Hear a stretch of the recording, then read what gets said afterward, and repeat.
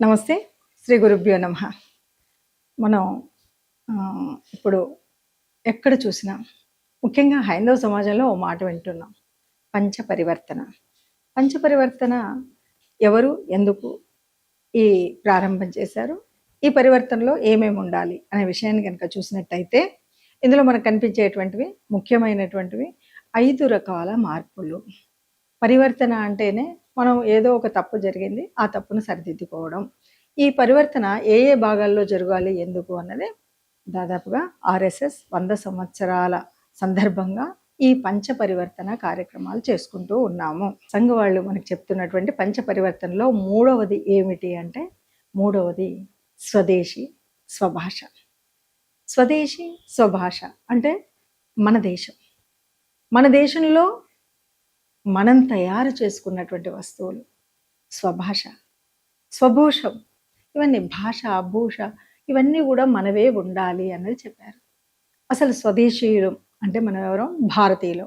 భారతీయులుగా ఉండాలంటే భారతీయులకు ఒక విధి విధానం ఉంది. మన యొక్క ఆహార్యాలు ఎలా ఉండాలో అలా ఉంటే మనం భారతీయులం అని తెలుస్తుంది. అమెరికాలో గ్లోబలైజేషన్ జరిగింది కాబట్టి అమెరికాలో ఎక్కడో వెస్ట్రన్ కంట్రీస్లో ఇంకెక్కడో ఉన్నట్టుగా మనం ఉంటాము అంటే అది మన స్వదేశీ కాదు. అలాగే ఎక్కడెక్కడో విదేశీయులు తయారు చేస్తున్నటువంటి అనేక వస్తువుల్ని కొంటూ మన దేశంలో తయారు చేసేటువంటి మన వస్తువుల్ని మనం తీసుకోకపోవడం వల్ల మన దేశంలో ఉన్నటువంటి మన కార్మికులు వాళ్ళకి ఒక నిరుద్యోగ తత్వం ఏర్పడుతుంది కదా. మనం తయారు చేసుకునేవి మనం వాడవచ్చు కదా. మనం చక్కగా మన స్వదేశీ వస్త్రాలు ఎంతమంది వేసుకుంటున్నాం, అన్నీ కూడా అమెరికన్ జీన్స్ ఇంకేదో వేసుకోవాలనే ప్రయత్నమే. అరే మన దేశంలో తయారు చేసుకునేటువంటి నూలుపోగు మనకు లేదా? ఉంది. కానీ మనం దాన్ని అపహాస్యం చేస్తున్నాం, దాన్ని చిన్న చూపు చూస్తున్నాం. అది కాదు, మన దేశంలో ఉండేటువంటి మనం తయారు చేసుకున్న వస్తువుల్ని మాత్రమే మనం వాడాలి. అలా వాడితేనే మన వాళ్ళకి రేపటికి వాళ్ళకు ఒక ఉపాధి ఉంటుంది. అలా ఉపాధి ఉన్నప్పుడే మనది, మన సంస్కృతి సంస్కారాన్ని కాపాడాల్సిన బాధ్యత మాది అని వాళ్ళు కూడా తెలుస్తారు. అంతే తప్ప డబ్బు లేదు, నేనేం చేయలేకపోతున్నాను కాబట్టి నేను ఎక్కడున్నా ఒకటి అని ఇంకెవరి ప్రలోభానికి పాల్పడకుండా ఉండాలి అంటే మనందరం కూడా స్వదేశీ వస్తువుల్ని కొనుగోలు చేయాలి. స్వదేశీ స్వధర్మాన్ని పాటించడానికి ముఖ్యమైనటువంటి స్వదేశీని వాడాలి. ఇది ముఖ్యం. ఇక స్వభాష. స్వభాష అంటే మనకి భారతదేశంలో అనేక రకాలైనటువంటి భాషలు ఉన్నాయి. ఎవరి భాష వాళ్ళు మాట్లాడితే అమృత తుల్యంగా ఉంటుంది కదా. ఇవన్నీ కాకుండా మనం మాట్లాడుతుంది ఏంటంటే ఒక ఎంగిలి భాష మాత్రమే. మనం ఆ ఎంగిలి భాష మాట్లాడకపోతే మనందరం కూడా అసలు ఈ సమాజంలో సరి అయినటువంటి కల్చర్ ఉన్నటువంటి వాళ్ళం కాదు అనేటువంటి స్థితిలో ఉన్నాం. నిజమేనా అంటే కాదు. ఒక ధర్మం తెలిసి మాతృభాష కనుక తెలిస్తే వాడు ప్రపంచంలో ఎక్కడికైనా వెళ్ళి హాయిగా ఉండగలుగుతాడు. సరే, నిజం చెప్పాలి అంటే విదేశీ భాషలు కూడా రావాలి. కానీ స్వభాషను పూర్తిగా మర్చిపోయినంత పరమ దుర్మార్గుడు ఇంకొకడు ఉంటాడు. పరాయి భాషలు ఎన్నన్నా నేర్చుకోవచ్చు, కానీ మన భాషను మర్చిపోవడము అర్థం లేనటువంటిది. అలాగే మన భాషని మన ఇంట్లో మనం మర్చిపోకుండా మాట్లాడాలి. లేదు అంటే ఇప్పటికే అనేక రకాలైనటువంటి భాషలు మృత భాషలుగా మిగిలిపోతున్నాయి. అసలు ఓనాడు అద్భుతమైనటువంటి వాంగ్మయాన్ని ఇచ్చినటువంటి సంస్కృతం ఈరోజు పరిస్థితి చాలా క్లిష్టంగా ఉంది. అలాంటి పరిస్థితి రాకుండా ఉండాలి అంటే మనం స్వభాషని ఆదరించాలి. స్వభాష మన మాతృభాషలో మనం మాట్లాడాలి. తత్వాన్ని తెలుసుకోవాలంటే మాతృభాషలోనే మాట్లాడాలి. అది ఎక్కడ మాట్లాడాలి ఏమంటే మన ఇంట్లో మాతృభాషను మాట్లాడదాం, మన పండుగల్లో మాతృభాషను మాట్లాడదాం, మన మాతృభాష తెలిసిన వాళ్ళతో మాతృభాష మాట్లాడదాం. సరిపోతుంది కదా. భాష వాంగ్మయం పుస్తకాలని చదువుదాం.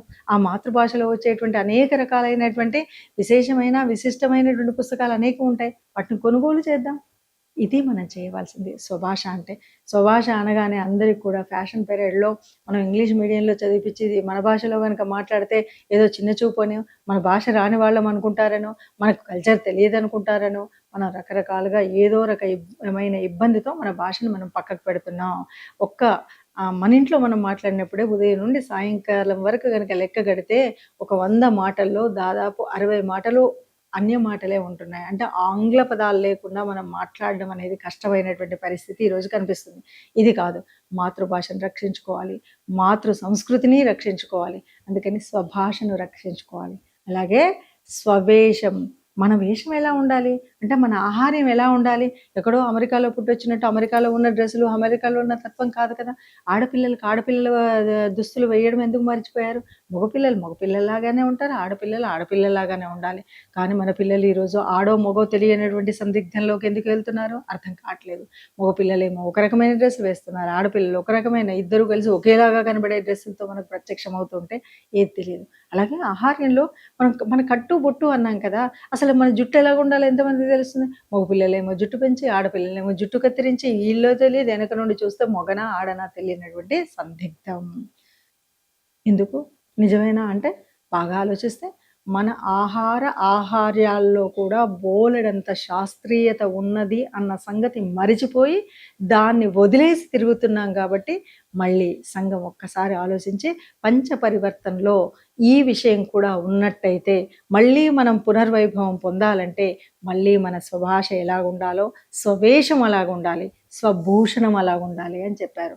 మనం ఆ వేషధారణ వల్ల బోలెడన్ని ఒక వివాహ సంబంధంలో ఉండేటువంటి సాన్నిధ్యం కావచ్చు, ఒక అందానికి మారుపేరైనటువంటి స్థితి కావచ్చు, అదే కాదు అంటే మాతృత్వానికి చాలా విలువైనటువంటి పద్ధతి కావచ్చు, ఇన్ని కలిస్తేనే ఉన్నాయి.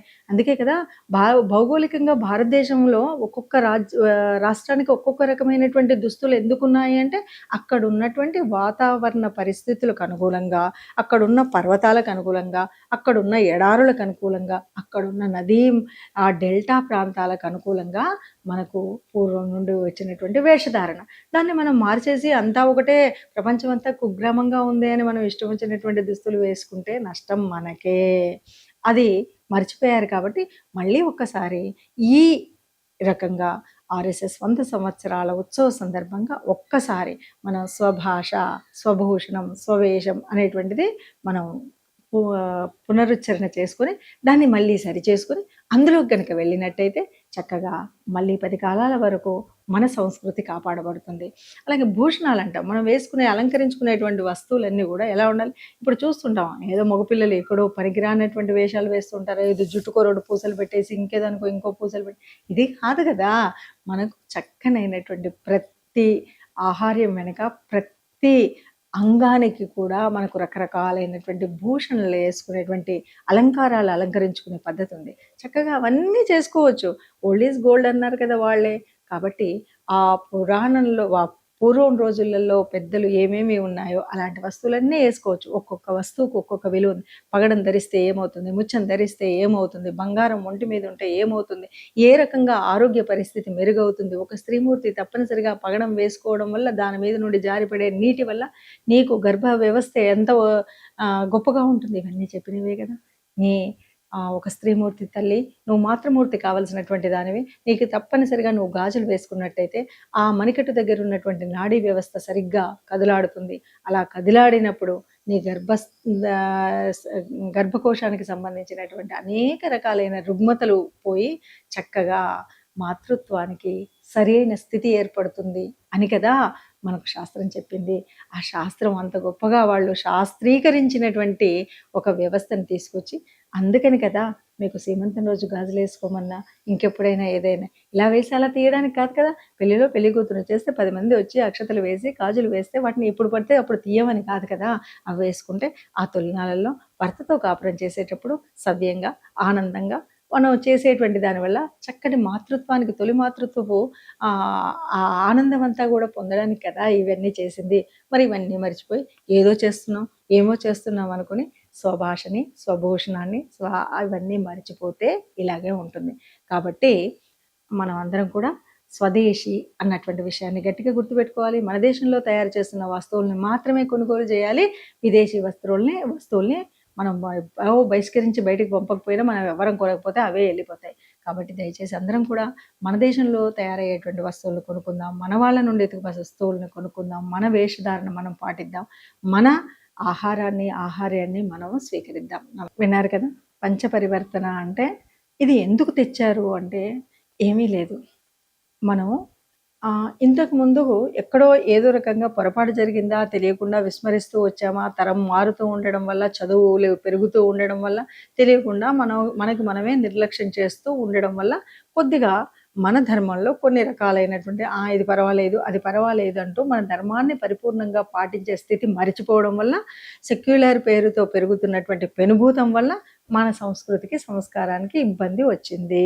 మరి ఇలా ఇబ్బంది వచ్చింది కాబట్టి దీన్ని కాపాడుకోవాలి అంటే తప్పనిసరిగా ఒక 5 చోట్ల ఇది చెయ్యాలి. మనం కొద్దిగా కఠినంగా ప్రవర్తిస్తూ మనం తప్పనిసరిగా ఇంప్లిమెంట్ చేస్తూ ఉన్నట్టయితే మళ్ళీ మన ధర్మాన్ని కాపాడుకోగలుగుతాం అనేటువంటి యోజన మేధావుల వర్గం అంతా కూడా ఒక మేధోమథనం చేసి ఒక సరి అయినటువంటి ఏ రంగాల్లో చేస్తే బాగుంటుంది అని యోచించి ఈ 5 రంగాల్లో చేశారనమాట. అలా మనం ప్రకృతిని కాపాడుకోవడం కావచ్చు, లేకపోతే మన ఓటు హక్కుని కానీ, లేకపోతే పౌర విధుల్ని నిర్వర్తించడంలో కావచ్చు, స్వదేశీ వస్తువుల్ని వాడడంలో కావచ్చు, మన కుటుంబాన్ని, కుటుంబ స్థితిని కావచ్చు, మాతృభాషని, మాతృ సంస్కృతిని కావచ్చు, సమాజంలో ఉన్న మనందరం ఒకటి అని చెప్పుకునేటువంటి పరిస్థితిలో కావచ్చు, ఇవన్నీ ఈ 5 రంగాల్లో కనుక మనం సరిగ్గా ఉన్నట్టయితే మన సంస్కృతిని, సంస్కారాన్ని బాగా మళ్ళీ ముందు తరాలకు అందిస్తూ మళ్ళీ తల్లి భారతి హైందవ ధర్మాన్ని కాపాడుకుంటూ మనం ప్రపంచంలోనే ఈ ధర్మం అంత గొప్పది ఇంకొకటి లేదు అని ప్రపంచానికి తలమానికంగా ఉండే విధంగా ఎదగొచ్చు. అందువల్ల ఆర్ఎస్ఎస్ యొక్క 100 సంవత్సరాల ఉత్సవ సందర్భంగా ప్రత్యేకించి ఈ 5 చోట్ల మనం ఈ మార్పు తెచ్చుకోవాలని చెప్పినటువంటిదే పంచపరివర్తన కార్యక్రమం.